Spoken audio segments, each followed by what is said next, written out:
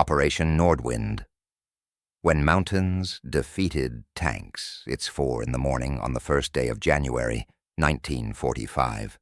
The entire world has its eyes fixed on the Ardennes region. Down in the southern part of the German Bulge, General Patton's forces are delivering devastating blows. In the snow-covered landscape, the Wehrmacht's final major offensive is already beginning to collapse. Intelligence officers on the Allied side are in high spirits, convinced that Berlin has thrown everything it had left into one last desperate gamble. And that gamble is falling apart with each passing hour. However, about 100 meters to the south, something is unfolding in the frozen quietness of the Vosges Mountains that the Allies haven't seen coming. General Johannes Blaskowitz, who commands Army Group G, isn't pulling his forces back. Instead, he's launching an attack. At this late stage in Germany's war, he's managed to put together a force that by all logic shouldn't even exist anymore. He's assembled the 13th SS Corps, along with portions of the 21st Panzer Division that have just arrived from Germany, equipped with the latest model Panther tanks.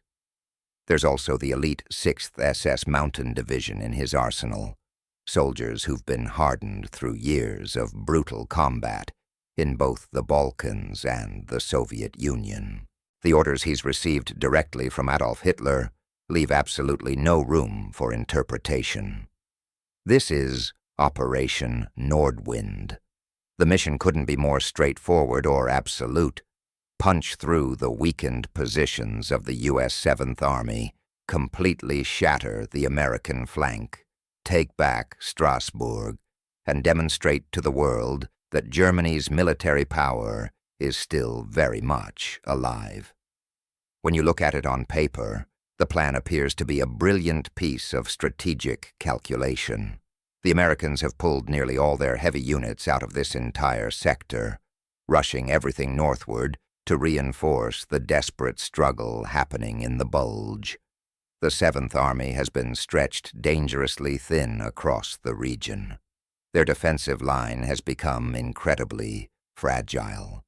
In some areas, individual American infantry companies find themselves responsible for defending stretches of 3 to 4 miles, which is triple what standard military doctrine recommends. What this really means is that there isn't actually a continuous line of defense at all, but rather a collection of isolated strong points desperately waiting to be overwhelmed by focused German assault forces. On paper, this operation looks like it should succeed. By every tactical calculation, this is supposed to work perfectly. However, Blaskowitz isn't celebrating this apparent opportunity. He's a career military officer trained in the old Prussian tradition, a man who values precision and realistic assessment, not some fanatic who blindly clings to Hitler's grandiose promises. In his command post, he stands studying the operational map with the focused intensity of someone who realizes he's already looking at his own coming defeat, even before the first shot is fired. Then he moves away from the map and walks over to the window. As he gazes out at the landscape before him, the Vosges Mountains spread out across his field of vision.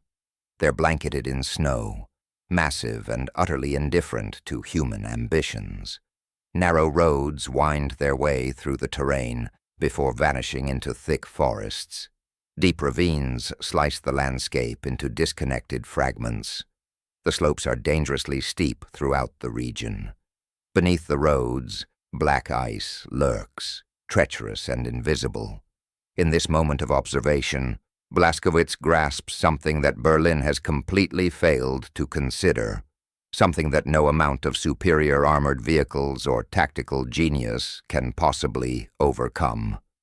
He's about to send 45-ton Panther tanks straight into a geographical killing zone that centuries of natural geology have specifically designed to trap and destroy armored vehicles. He immediately composes urgent warnings to send back to the German High Command. In his message, He writes that the terrain will completely nullify their technical advantages. He states clearly that these mountains are fundamentally unsuitable for large-scale tank operations. The existing road network simply cannot handle the concentrated weight of massed armor. His recommendation is direct: cancel this operation. The response from Berlin arrives within just a few hours. There's absolutely no ambiguity in the message. General Blaskowitz, the Führer has made his decision. You will proceed with the attack, or you will be immediately removed from your command. At 11 o'clock on New Year's Eve, German artillery batteries begin unleashing fire all across the sector. By 11:30 that night, Operation Nordwind has officially commenced. During the initial 48 hours, the situation makes it look like Hitler's judgment was correct, after all. The American forces are staggering backward, giving up ground, their thin defensive lines buckling and breaking under the sheer weight of the German assault. But the mountains are still waiting out there, and Blaskowitz knows exactly what's coming next. The opening assault is nothing but pure kinetic momentum and violence. When the German 361st Volksgrenadier Division slams into the positions held by the U.S. 45th and 79th Infantry Divisions, the American front line doesn't manage to hold its ground. It begins to bend under the pressure. It starts to fracture and break apart. The American defenders, spread impossibly thin across their sectors, simply cannot withstand the concentrated force of German firepower and numerical superiority. To anyone watching the situation develop on the operational maps, it appears like the summer of 1940 all over again. Raw speed, relentless aggression, overwhelming shock. The Wehrmacht seems to be proving once more exactly why it managed to conquer France in merely 6 weeks. But if you examine the German columns more carefully as they push south from the salient, you'll notice something different. Back in the Ardennes, Sepp Dietrich had been operating across rolling hills with roads that could actually support the movement of an entire army. Here in northern Alsace, though, the terrain presents a complete nightmare of sandstone outcroppings, forested ravines, and roads that were never engineered to handle the weight of modern armored warfare. The entire German strategy depends on the concept of Schwerpunkt, the concentration of armored mass designed to punch through and completely shatter the American defensive line. Leading this assault is the 21st Panzer Division. They're equipped with Panther G models and Panzer IVs, machines that on any open battlefield would function as the dominant predators of the engagement. The Panther G represents a true masterpiece of German engineering. Its 75mm KWK-42 gun possesses the capability to destroy any American Sherman tank from a distance of 2,000 meters, from ranges where the Sherman's own gun is completely ineffective. The frontal armor on the Panther is nearly impervious to everything the American infantry has in their arsenal. On an open field, facing any enemy force the Americans can bring to bear, the Panther functions as a weapon of war that completely dictates the conditions of battle. But here's the problem. A 45-ton tank has very specific physical dimensions. The roads cutting through the lower Vosges, which were constructed centuries ago for farmers' carts and timber wagons, can barely accommodate a single vehicle at a time. The maximum width these roads can handle is exactly 3.27 meters. The Panther's width is also exactly 3.27 meters. There's absolutely no margin for error. There's no space available to maneuver around an obstacle. There's no shoulder on the side of the road to use if the lead tank becomes disabled or stuck. By the 4th of January, the illusion of rapid advance crashes into the hard wall of physics. The German columns are no longer moving in proper battle formation. They're trapped in single file, with vehicles stretching back for 10 miles into the mountain passes. The industrial velocity that Blaskowitz had been counting on as his greatest advantage, the speed that had allowed Germany to conquer France so quickly, is dissolving into the harsh mathematics of geography and terrain. 20 kilometers per day drops to 5. 5 kilometers becomes 2. 2 becomes 0. Before we continue, let me ask you viewers out there, where in the world are you watching this video from today? Drop your location in the comments below. Now back to our story. A Panther tank stuck in a column formation isn't functioning as a weapon of war anymore. It's basically a traffic jam that happens to have a cannon attached to it. If the lead tank in the column hits a mine, it doesn't simply get towed out of the way, so the advance can continue. Instead, the entire division comes to a complete halt. If the tank loses traction on black ice, or if its driver panics and the massive machine jackknifes across the narrow road, the entire column freezes in place. There's no way to bypass the obstacle. There's no room whatsoever for maneuvering. Behind every single stalled tank, more tanks sit waiting helplessly. Their engines keep running and idling. They're burning through fuel. This is precious synthetic fuel that was manufactured under constant Allied air attacks. This is fuel that had already been rationed before the offensive even started. Back at his command post, Blaskowitz sits reading the field reports as they arrive from the spearhead units. The first invisible trap has already sprung shut around his forces. The mountains are already consuming his tanks, and they haven't even reached a single American defensive gun position yet. General Alexander Patch, who commands the U.S. 7th Army, understands his situation with the absolute clarity of a professional soldier facing seemingly impossible odds. He knows he cannot hold his thin defensive line against the full weight of this German assault. His divisions are scattered too far apart, stretched too desperately thin, too heavily outnumbered to mount the kind of defense that would actually break this German advance. But here's the crucial thing. He doesn't need to hold every position. He makes a calculation that's coldly logical, elegant in its simplicity, and absolutely correct. He deliberately trades space for time.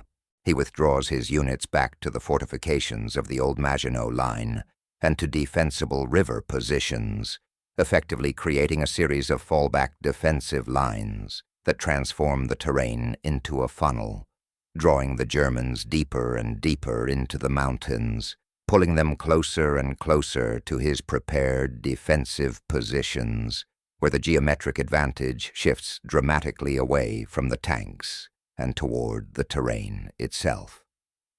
This is where the second critical technical failure of Nordwind is born. You could call this the geometric trap. The entire foundation of German tank warfare doctrine is built on a single core principle: long-range firepower superiority. The Panther's gun, the advanced optics of the tank, the extensive training of the crew, all of these elements are specifically optimized for engaging the enemy at distances of 2,000 meters, from ranges where the American guns cannot effectively touch you. From these distances, German technical superiority translates into absolute dominance on the battlefield.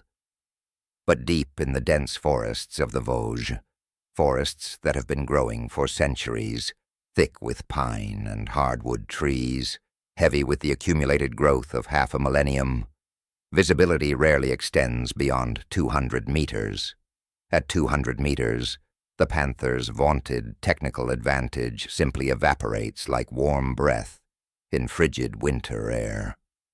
At 200 meters, a bazooka team concealed behind a pine tree becomes just as lethal as an entire battalion of Sherman tanks. At 200 meters, all the complex calculations of armor thickness and firepower reduced to a single brutal fact: who spots whom first, and who gets their shot off first. Consider what happened during the battle for Wingen-sur-Moder. Troops from the SS Mountain Division, who are elite light infantry perfectly suited for this type of terrain, managed to infiltrate the medieval town under cover of darkness and successfully capture both American supplies and defensive positions. These are highly experienced soldiers. They're specifically trained for exactly this kind of close-quarters fighting. But they need armor support to hold the position against the inevitable American counterattack that's coming. Blaskowitz issues orders for the panzers to advance into the town. The lead panther enters the narrow medieval streets. Stone buildings that have stood for centuries press in from both sides of the street. The gun barrel, 4 meters of steel protruding out from the front of the hull, is simply too long for these streets. The barrel scrapes and grinds against stone walls as the tank moves. The driver is constantly fighting with the machine just to keep it moving straight. The ice covering everything makes steering an absolute nightmare. The turret rotation system is powered by the engine, and in this confined space, completely surrounded by buildings that conceal American bazooka teams, the crew is effectively blind, claustrophobic, and trapped inside their steel coffin. An American bazooka team has positioned itself around a corner, hidden in the shadows, waiting patiently for exactly this moment to arrive. They fire their weapon. The shaped charge warhead punches straight through the rear armor plating. The Panther immediately erupts into flames. Over the radio, a voice crackles through with controlled calm. Panther down in Wingen, requesting immediate support. The second Panther attempts to flank through an alley to avoid the same fate. It gets completely stuck. Its width is just too much for the narrow space available. Another bazooka shot rings out. Another tank begins burning. Village after village throughout the region, the same story keeps repeating itself. The panzers are being systematically dismantled by the simple geometric fact that their width doesn't fit the available space, that their gun barrels extend too far, that their thick armor means absolutely nothing when the enemy is hidden in the rubble of a destroyed building 50 meters away, close enough to almost touch. Blaskowitz watches as the reports continue streaming in, tank losses mounting steadily higher, not to superior American armor, not to brilliant enemy tactics, but to the simple geometry of French village streets. The master race of engineering finds itself defeated by the geometry of medieval town planning. While the tanks are dying in the towns and villages, something else is unfolding in the valleys below. The U.S. Army is introducing the German panzers to what the Americans call industrial volume. The Germans possess truly terrifying weapons in their arsenal: 88mm guns and Nebelwerfer rocket launchers. These are weapons that have earned their fearsome reputation through years of brutal combat against every enemy force they've encountered. But they suffer from a fatal limitation that no German general can overcome through tactics or willpower. Every single shell has to be carefully counted and tracked. Every round is strictly rationed. The supply lines are being constantly strafed by P-47 Thunderbolts every time the weather clears enough for flying, which means that every round fired is a round that might never be replaced. General Patch's artillery operates under no such restriction whatsoever. The U.S. 7th Army possesses unlimited ammunition supplies. The Army has access to the VT fuse, the proximity fuse, a secret American weapon that detonates artillery shells in the air directly above enemy positions. German soldiers have absolutely no defense against this technology. They cannot hide from an explosion that hangs suspended above their heads. The shrapnel rains down from above, with no countermeasure available to them. But the factor that matters most is simply the sheer weight of fire being delivered. In the valleys surrounding Reipertswiller and Hatton, the Germans concentrate their forces in preparation for the breakthrough assault. This follows correct tactical doctrine, concentration of force at the decisive point. Blaskowitz watches the reports flowing in from his division commanders. Battalion after battalion assembles in the draws and valleys, preparing themselves to assault the American positions occupying the high ground. They're ready for battle. The attack is moments away from being launched. The breakthrough appears about to happen. Then suddenly, the radio goes completely silent. U.S. forward observers who are positioned on the high ground, sometimes operating from the abandoned turrets of the Maginot Line itself, begin calling in fire missions to corps-level artillery batteries. 155mm long toms, 8-inch howitzers located kilometers away from the target area. These massive guns turn their barrels south and begin pouring thousands of tons of high-explosive shells into the narrow valleys below. The rock faces of the Vosges amplify the effect of the shelling exponentially. A shell that hits a tree bursts into wooden splinters that function like secondary shrapnel, cutting through everything. A shell hitting exposed rock bounces its fragmentation back and forth and down into ravines where German soldiers are desperately trying to take cover. The German infantry isn't fighting a battle anymore. They're simply enduring what amounts to an industrial excavation process. The Battle of Hatton-Rittershofen lasts 12 full days, from January 9th through January 21st, and it develops into one of the greatest tank battles of the entire war. The 21st Panzer Division finally manages to reach open ground and directly clashes with the U.S. 14th Armored Division. On paper, based on pure technical specifications, the Panther should absolutely dominate this engagement. Superior gun, superior armor protection, superior tank in every measurable technical category. But the American tanks aren't operating in isolation or on their own. They're operating within an integrated matrix of artillery support. Each American infantry division brought approximately 48 field howitzers of its own into the battle, and behind them, Corps and Army-level artillery added heavy guns that could reach into any valley, that could deliver devastating fire onto any position with mathematical precision and reliability. The German commanders, who were trained in the elegant precision of maneuver warfare and tactical finesse, find themselves completely paralyzed by the sheer blunt force of the American logistical machine bearing down on them. They're experiencing something that no amount of armor thickness can defend against: the cold mathematics of industrial warfare, where the sheer volume of fire matters far more than the precision of execution, where industrial capacity and manufacturing output defeat tactical brilliance and individual skill. By the 20th of January, the offensive has stalled completely. This isn't from any lack of will on the German side. The German soldiers still possess fighting spirit and determination. It's not from lack of ammunition, either.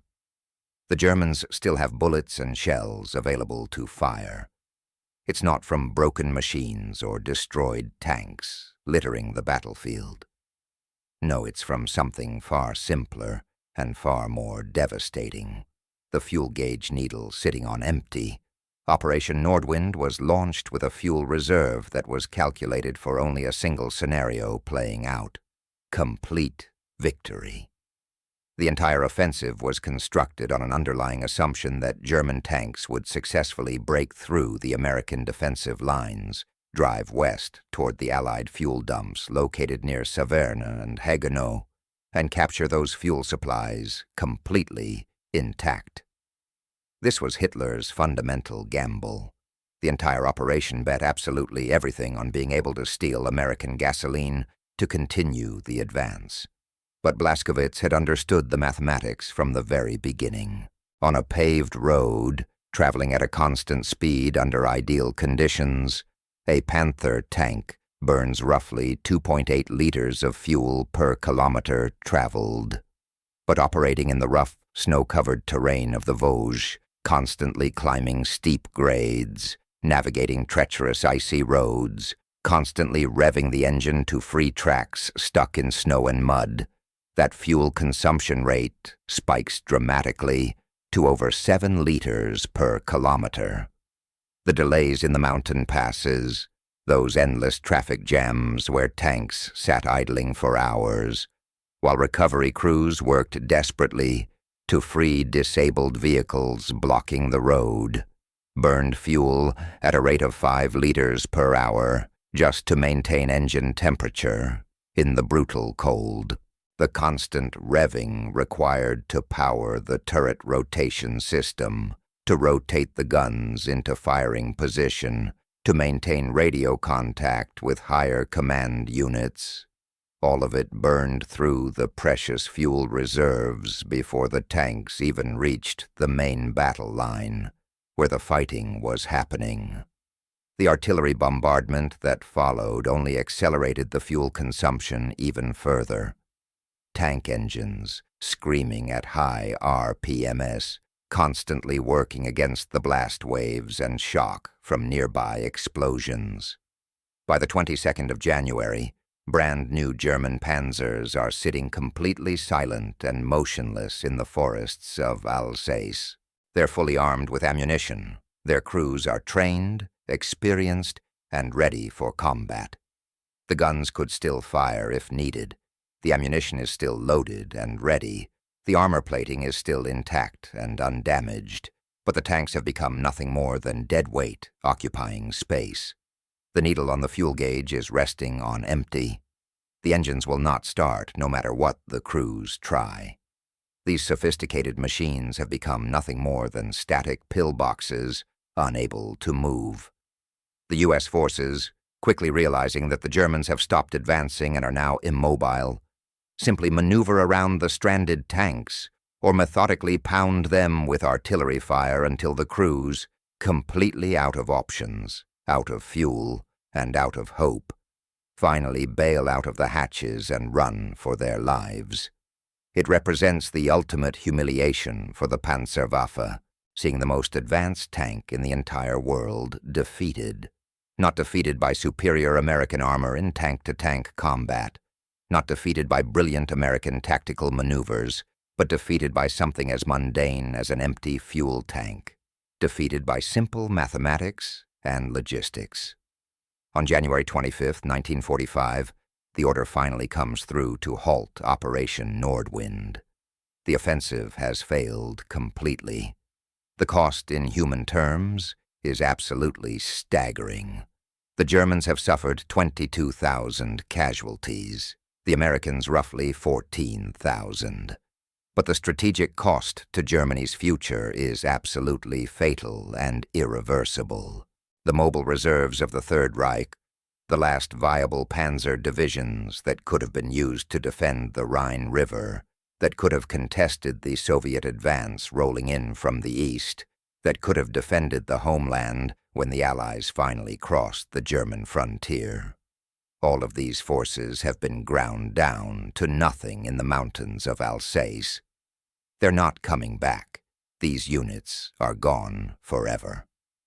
General Blaskowitz had been correct from the very beginning of this operation. The mountains did indeed devour his army exactly as he predicted. He understood something that Hitler absolutely refused to see or acknowledge, that in 1945, modern warfare was no longer about fighting spirit or the will of the Führer. It wasn't about which side had the better tanks or the more experienced pilots or the superior individual courage of soldiers. It had become a straightforward equation. Logistics multiplied by geography equals the final outcome. Industrial output divided by distance equals reality on the battlefield. The U.S. Army didn't need to field better tanks than the Panther to win this battle. They just needed roads that actually worked and could support continuous operations. They needed artillery that never stopped firing day or night. They needed fuel supplies that never ran out, no matter how much was consumed. They needed ammunition that flowed continuously from factories located thousands of miles away across the ocean, factories operating day and night in shifts, factories that the Luftwaffe could not reach or bomb because German air power was already effectively dead.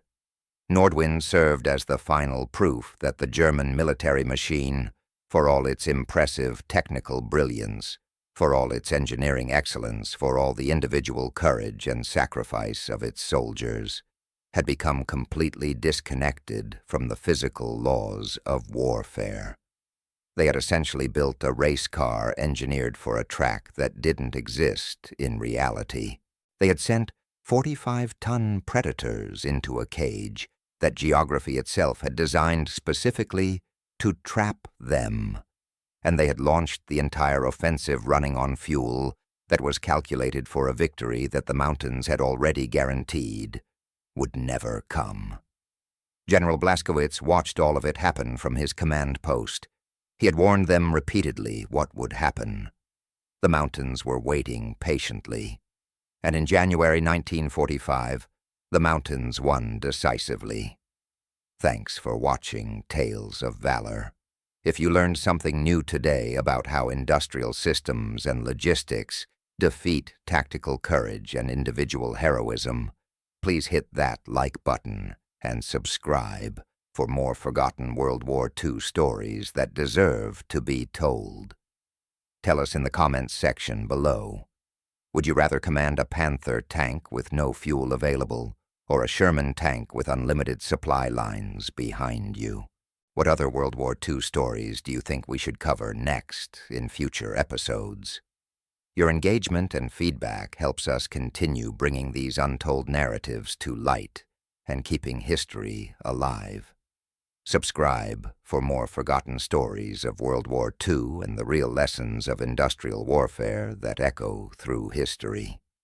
We explore history through the lens of those who actually lived through it and experienced it firsthand. German commanders discovering the hard way why courage alone could not defeat systematic industrial power. Japanese officers realizing that tactical excellence meant absolutely nothing against industrial supremacy and manufacturing capacity.